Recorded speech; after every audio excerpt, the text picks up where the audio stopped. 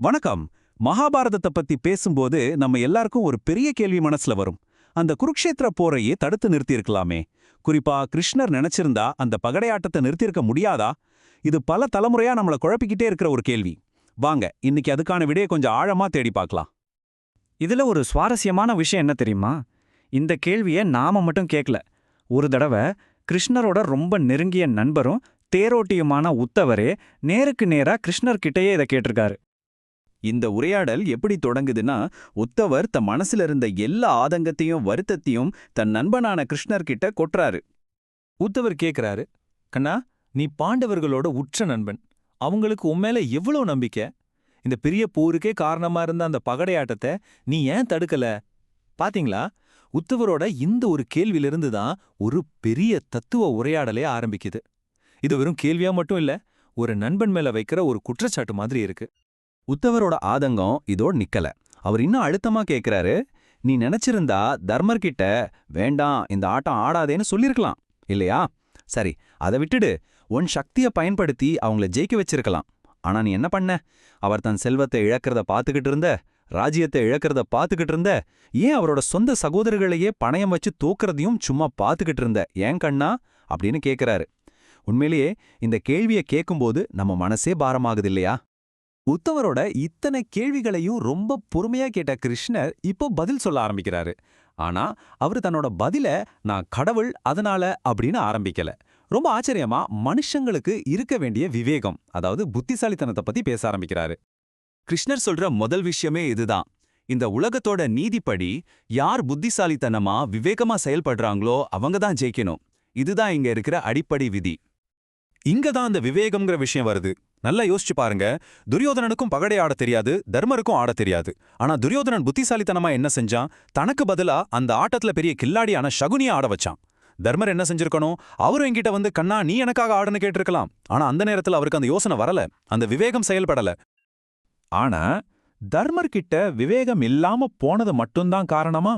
இல்ல, அதைவிட ஆழமான, இன்னும் சொல்ல போனா ரொம்ப அதிர்ச்சியான ஒரு காரணம் இருக்கு. அதுதான் இந்த கதையோட ஒரு பெரிய திருப்பு முனை. என்ன காரணம் தெரியுமா? தர்மரே கிருஷ்ணன் அந்த சூதாட்ட சபைக்குள்ள வரவே கூடாதுன்னு மனசுக்குள்ள வேண்டிக்கிட்டாராம். ஆமா, நீங்க கேட்டது கரெக்ட் தான். தான் செய்யற தப்ப தான் நண்பனான கிருஷ்ணன் பார்க்க கூடாதுங்கிற அவமானத்துல, கண்ணா நீ மட்டும் இங்க வந்துராதேன்னு அவர் பிரார்த்தனை செஞ்சாரு. கிருஷ்ணரே சொல்றாரு, அவன் செஞ்ச பிரார்த்தனை என்னையே கட்டி போட்டுடுச்சே, அவன் வேண்டுகோளை நான் எப்படி மீற முடியும்? பாருங்க, தர்மரோட சொந்த விருப்பம்தான் கிருஷ்ணரை அங்க வராம தடுத்திருக்கு. தர்மரோட முடிவுக்கு கிருஷ்ணரே கட்டுப்பட்டு நின்னுட்டாரு. கொஞ்சம் யோசிச்சு பாருங்க.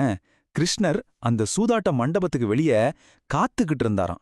அண்ணன் தம்பிகள் 5 பேர்ல யாராவது ஒருத்தர் கண்ணா வா வந்து காப்பாத்துன்னு கூப்பிட மாட்டாங்களான்னு காத்துக்கிட்டு இருந்தாராம்.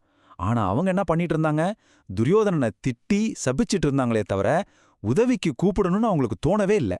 அழைக்காத விருந்தாளியா நான் எப்படி உள்ள போறதுன்னு கிருஷ்ணர் வெளியவே நின்னுட்டாரு.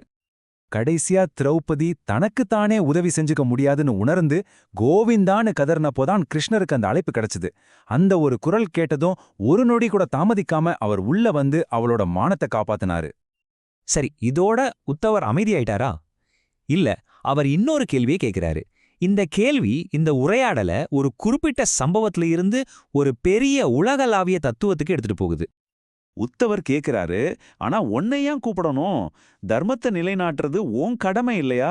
நீயா வந்து தலையிட்டு சரி பண்ணிருக்கலாமே. இது ரொம்ப நியாயமான கேள்வி. நம்ம மனசுலயும் இதேதான் தோணும். தர்மத்தை காப்பாத்துறதுக்கு ஒரு இன்விடேஷன் தேவையா என்ன? இதுக்கு கிருஷ்ணர் சொல்ற பதில் தான் ரொம்ப ஆழமானது. அவரு சாட்சிங்கிற ஒரு தத்துவத்தை சொல்றாரு. சாட்சினா என்ன? ஒரு நடுநிலையான சாட்சி. அதாவது நடக்கிற எல்லாத்தையும் நான் தலையிடாம கவனிப்பேன். மனுஷங்க அவங்கவுங்க முடிவு எடுக்க நான் அனுமதிப்பேன். அவங்க செயல்களோட விளைவுகள், அதாவது கர்மா, அதன்படியே நடக்கும். இதுல தலையிடாம ஒரு சாட்சியா இருக்கிறது தான் இந்த பிரபஞ்சத்துல என்னோட உண்மையான வேலை. இப்போ கிருஷ்ணரோட போதனையோட கடைசி ரொம்ப முக்கியமான கட்டத்துக்கு வரும். ஒரு தெய்வீக சாட்சியோட உண்மையான நோக்கம் என்ன? அவர் ஏன் சும்மா பார்த்துக்கிட்டே இருக்கணும்? அதுக்கான விளக்கம்தான் இது. கிருஷ்ணர் சொல்றாரு, நான் எல்லாத்துக்கும் ஒரு சாட்சியா இருக்கேன். இந்த விழிப்புணர்வு, அதாவது யாரோ நம்மள பார்த்துட்டு இருக்காங்கங்கிற இந்த உணர்வு தான் என்னோட உண்மையான சக்தி. அதாவது அவர் நேர்ல வந்து தடுக்க வேண்டிய அவசியமே இல்ல. அவர் பார்த்துக்கிட்டு இருக்காருன்னு நமக்கு தெரிஞ்சாலே போதும். இந்த தத்துவம் எப்படி வேலை செய்யுதுன்னு பார்க்கலாம். முதல்ல ஒரு தெய்வீக சக்தி நம்மள பார்த்துட்டு இருக்குன்னு நமக்கு ஒரு விழிப்புணர்வு வருது. அப்படி ஒரு உணர்வு வந்தாலே தப்பு செய்யறதுக்கு ஒரு தயக்கம் வரும், ஒரு பொறுப்புணர்வு வரும். அப்போ நம்ம மனசாட்சியே நம்மள சரியான வழியில, அதாவது தர்மத்தோட வழியில போகச் சொல்லும். அதனால அந்த சாட்சி நேர்ல வந்து செயல்பட வேண்டிய அவசியமே இல்ல. அவர் இருக்காருங்கிற அந்த விழிப்புணர்வே ஒரு பெரிய செயல்பாடுதான். சரி, இப்போ இந்த கேள்விய நாம நமக்குள்ளேயே கேட்டுக்கலாம். ஒரு தெய்வீக சக்தி, ஒரு பிரபஞ்ச சக்தி நம்மளோட ஒவ்வொரு செயலையும் ஒவ்வொரு நினைப்பையும் கவனிச்சுக்கிட்டே இருக்குன்னு நீங்க உண்மையாவே நம்புனா உங்க வாழ்க்கை எப்படி இருக்கும்? உங்க செயல்கள்ல என்ன மாற்றம் வரும்? கொஞ்சம் யோசிச்சு பாருங்க.